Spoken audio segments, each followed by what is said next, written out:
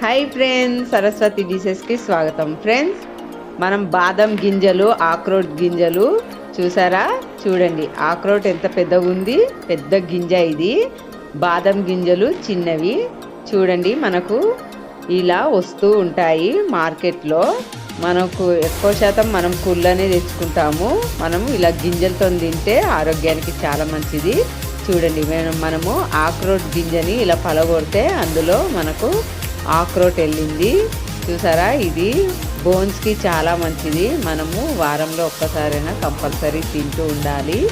ఇప్పుడు చూడండి, బాదం కూడా ఎంత చిన్నగా వచ్చాయి. చూడండి, మనకు సైజుని బట్టి ఉంటుంది. మన ఏ సైజు ఉంటే ఆ సైజు రేట్ అనేది ఉంటుంది. చూసారా ఫ్రెండ్స్, ఆక్రోట్ బాదం ఇలా ఉంటుంది. మా వీడియో మీకు నచ్చిందా? మా వీడియో మీకు నచ్చినట్లయితే లైక్ చేయండి, షేర్ చేయండి, సబ్స్క్రైబ్ చేయండి. మీకు తెలిసిన